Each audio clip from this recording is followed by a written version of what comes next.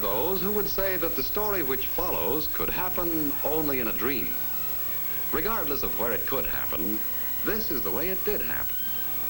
The story involves Bill Dudley, a mighty darn good wholesale bakery salesman, a character named Red, who actually is nothing more than a file clerk, and one named Whitey, who is similarly employed, so to speak.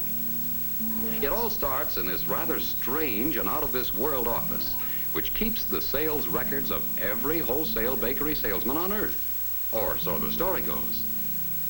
Whitey is entrusted with the records of good salesmen. Red, the other kind. Now, it seems that Red and Whitey never see eye to eye on matters. Naturally, this leads to many arguments. Our story opens in the midst of one of them. Must you beat on that confounded thing all the time? I am not beating. I'm playing. Well, whatever it is, it sounds awful. You're just peeved because another breadfruit salesman has been transferred from your record to mine. Bill Dudley. I'll get him back on my records again. He's my kind of a salesman, that boy. Down, down, down. Marvelous record. But what about this? Which, of course, is the reason he's now in my ledger. Strictly a temporary condition. Why, at the slightest excuse, he'll slip back into his old habit of taking life easy. The way a smart salesman should. You're talking through your horns again. Wouldn't want to make a little bet on that now, would you? Like what? Oh, say, a new set of asbestos points for my pitchfork against a new set of strings for that thing. On the level? Strictly on the level. Of course, if you're afraid it might... I don't frighten easily. Go on. Well, now, suppose an attractive young lady were to ride the route with this Bill Dudley. Say she's a magazine writer and is after material for an article. Say she makes fun of the way he works. That's all it'd take to get him back into my way of selling again. You think so, huh? I'm willing to bet on it. So I gather.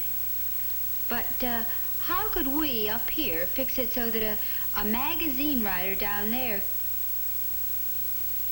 Oh, no. No, not me. Why not? The trip will do you good. Of course, I haven't been down there in a long time. Even on business. That's the way to talk. And perhaps, as a little added distraction from his work... yes. But perhaps something a little more... Or perhaps even... Oh, no, don't you dare. No magic and no miracles. It's against the rules. If I go, I'll go like this. How dull. All right. Is it a bet? All right, it's a bet. I'll put this Bill Dudley to the test.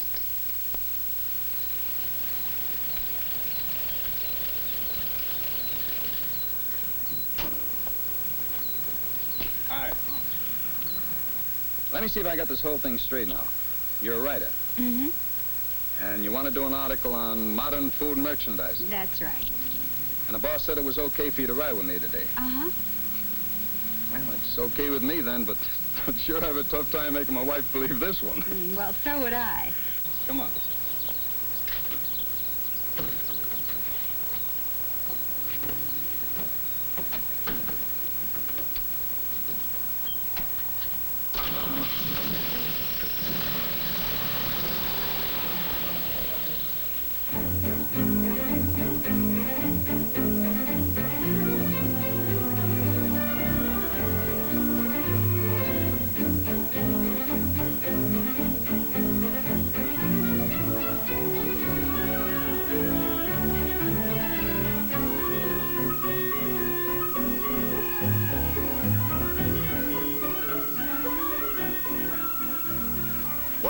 That's how Whitey started out to prove her point.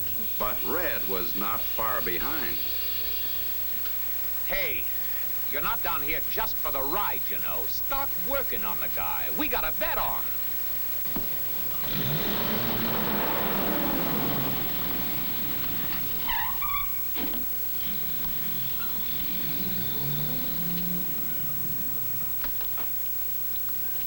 Say, you know, this seems to be an awfully dull job that you have. Oh? What gave you that idea? It wasn't my... I mean, well, after all, it is just a delivery man's job, isn't it? Young lady, take it from me. Any guy who thinks this is just a delivery job belongs in a coal truck, not a bread booth.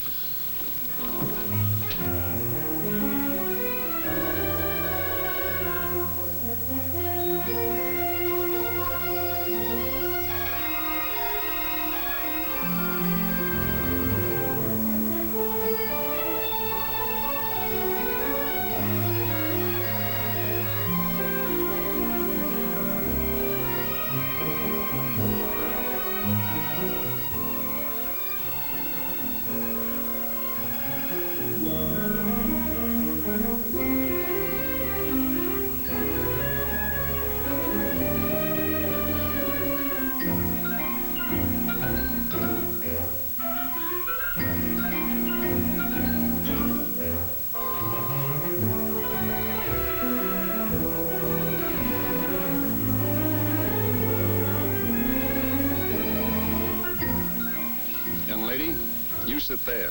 I'll be right back.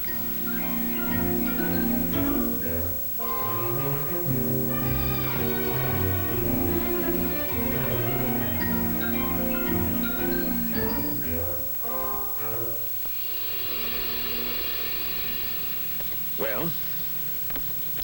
Well, I told him I thought he was a dope not to work it, to be the first one in every day. Good.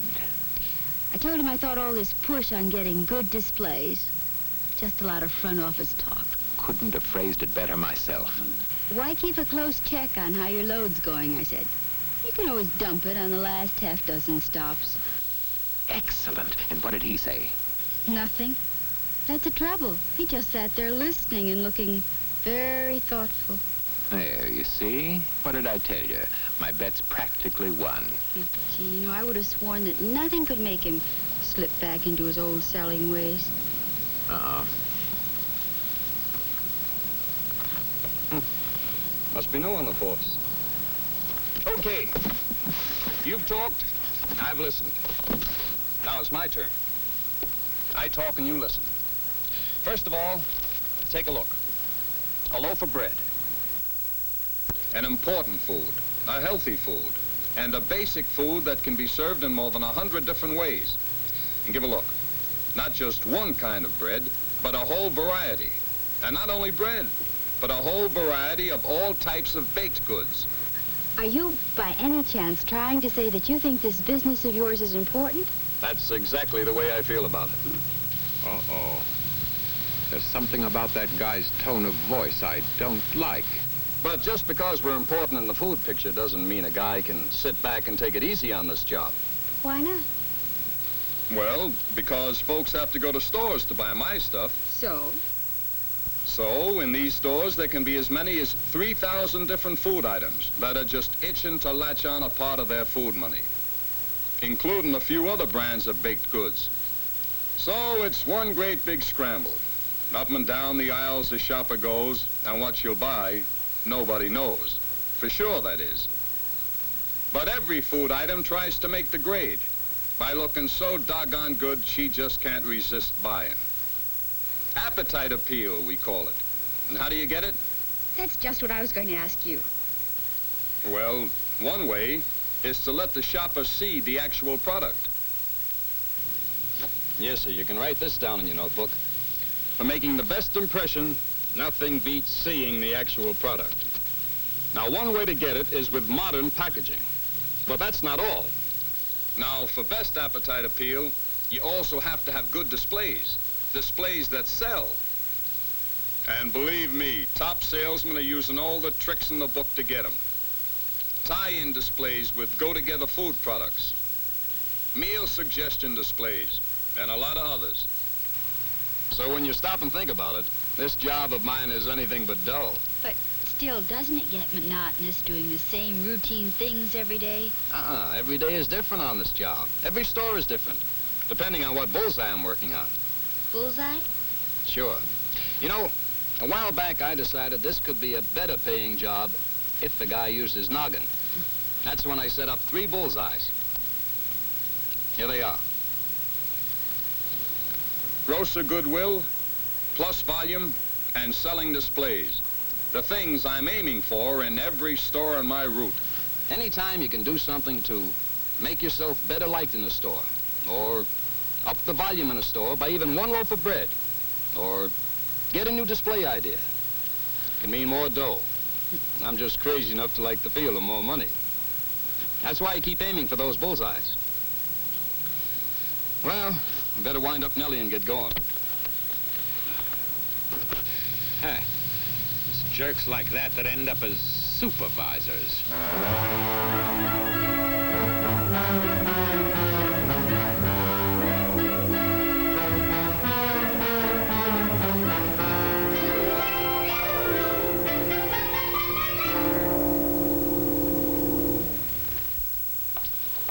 You know, when I first started on the route, I acted like it was nothing more than a delivery job.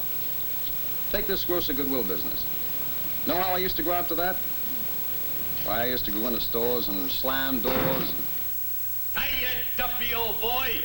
How's the old miser today? Counting your gold again, huh?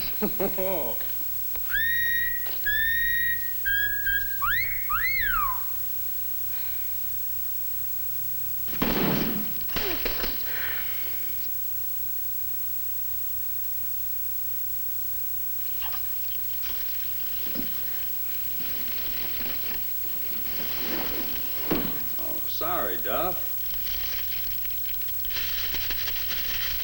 No harm done, huh? See you again, Duff. It must have been awful. Well, maybe it wasn't quite that bad. Anyway, today I go after a grocer's goodwill a little different. I'll show you.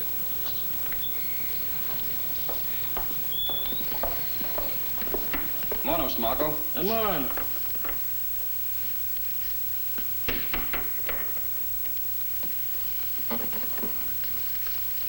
How are you today? I'm a feel lousy. No, I'm sorry to hear that. Hey, something new. Say, these are pretty slick. You noticed that, eh? Sure did. Yeah, I bet your customers will go for them, too. With my customers, maybe yes and maybe no. We'll see. Go on, you know doggone well they will. Be right back. You see, I want every grocer on my route thinking, that Bill Dudley is okay. Never slams doors. Always seems friendly, always got a smile. Always interested in my store, treats my place with respect. Never slams his trays around or makes a nuisance of himself. I like to do business with salesmen like that. believe me, building up goodwill is important. Without it, you get nowhere in selling today. Look, why don't you stay here and rest a minute while I go in and check the sales. Don't run off now. Oh, I wouldn't think of it.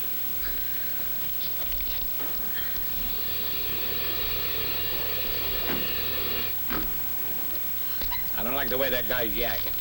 I do. You would. If you want my opinion, he's in a rut. Oh, well, if you want mine, he's in the groove. Thanks for the match, lady. What match? Oh, yes, you're welcome. Haven't I seen that guy before somewhere? Now, I was going to tell you about the second bullseye of mine, plus volume. One way to go after it is to use this and this. What's this? That, my young lady, is my business Bible. I've got a complete and up-to-date picture on every stop on my route. I know exactly what sells in each store and what doesn't. I know what new items I've tried in each stop, how each one is done. No guesswork. The facts are all there and they're up to date. Well, team up these facts with a little bit of this, and you can go after plus volume without the risk of getting stuck with a lot of returns. So a guy gets returns, so what? Let the boss worry about him.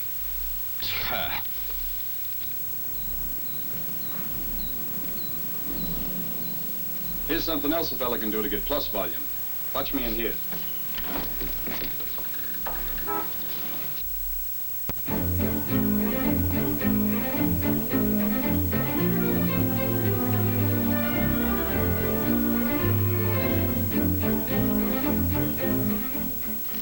Say, Mr. O'Connor.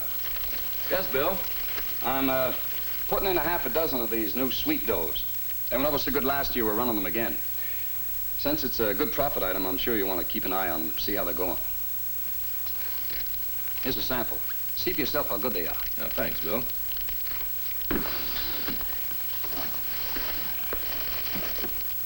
You see, talking it up is another key to getting plus volume. You can get in a good plug when you introduce a new package, a new product, or a special. The more you talk it up, the better chance of getting him to push it. But what was all this mumbo-jumbo business with so many of this at so much and so many of that at so much at the last store? Oh, the count check. That's something I always do before I put the stuff on the shelves. Avoids mix-ups later on. And this is especially important in big bakery departments. You see, in supermarkets, there are a lot of bakery salesmen coming in. And the count check also reminds the grocer of what baked goods of mine he's got to sell. The better he knows my products, the better chance of getting his help in selling them. And that makes for plus volume for me. And then there's that third bullseye of mine, selling displays. You know, that can be a little rough. You see, well, take this route of mine. I've got all kinds of bread racks and display shelves. Some of them are pips. I guess other guys' routes are the same way. I used to give up easy on displays. I had only one rule I followed. As long as the stuff didn't fall on the floor while I was there, it was okay. No more, though. And believe me, there's no trick or mystery to building good selling displays. Just stack the bread so the brand name shows best and shows off the bread to best advantage. And give the specialty loaves the best display space. And don't squash bread to get it in. If a store is selling more bread than I got room for in my display space, I talk to the grocer about giving me more room, say near the checkout counters or on the counter next to the register. Now, baked goods are impulse items too, so I always display them as near eye level as I can, so they're easy to see and easy to reach. When you figure a shopper spends an average of only 35 seconds in a baked goods department, there's not much time for your display to work on them. So display it within easy reach, group the items together, keep from burying any item out of sight. But you know, a lot of the other bread boys are doing that much. So how do you get the jump on them? With special display and promotion ideas. Take the other day. I noticed the stop on my route was running a special on hamburger. Okay. So I talked the grocer into including rolls in a special display next to the hamburger. That's where getting goodwill pays off. If you got the grocer's goodwill, you can get extra selling displays in the store built around special promotions. Picnic displays, especially good just before holidays and weekends in summer. School lunch idea displays, especially good in fall. Better breakfast displays, or any others that tie in with national promotions. Seasonal promotion displays, fruitcakes around Thanksgiving and Christmas. Hot cross buns and Easter cakes at Easter time. Displays that suggest ideas for all types of entertaining. And I use all the banners and cards and streamers or printed promotional material I can get. Anything to give any display more sell. But all this talk of mine boils down to just this. This is a tough business, a mighty competitive business. But for the guy who aims for grosser goodwill, plus volume, and selling displays, there can be a darn good one, too. Well, now, that was quite a speech. Oh, I'm sorry if I bored you. Bored me? Oh, no, quite the opposite. But tell me, how in the world do you get all of those things done? Oh, the whole secret to that is taking it in small chunks. Maybe one week I'm shooting for special displays in 10 of my best stops. Next week, 10 more, and so on. After all, that's only 2 a day. Or maybe my goal for this week is to spend a couple of extra minutes in my biggest volume stops just to work on goodwill. Always got something cooking at a few stops. Always something aimed at one of these bullseyes. Grosser goodwill, plus volume, selling displays. And are you sure nobody could unsell you on these things? Not a chance. I like the payoff too much. Well, don't you ever slip up? Sure, I'm just as human as the next guy. That's why I keep these bullseyes handy, so that a small slip-up doesn't turn into a big trip-up. Well, off to the races. What do you say?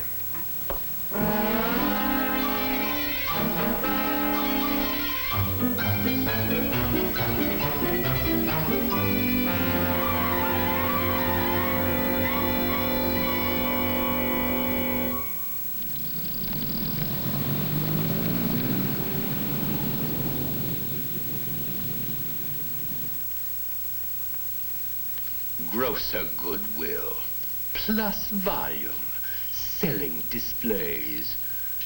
Okay, so you won a bet. But Bill Dudley's just one guy.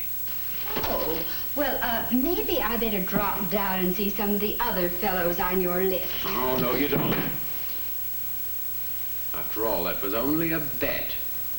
But from now on, I'm going to keep a pretty close watch on these guys. And so will I.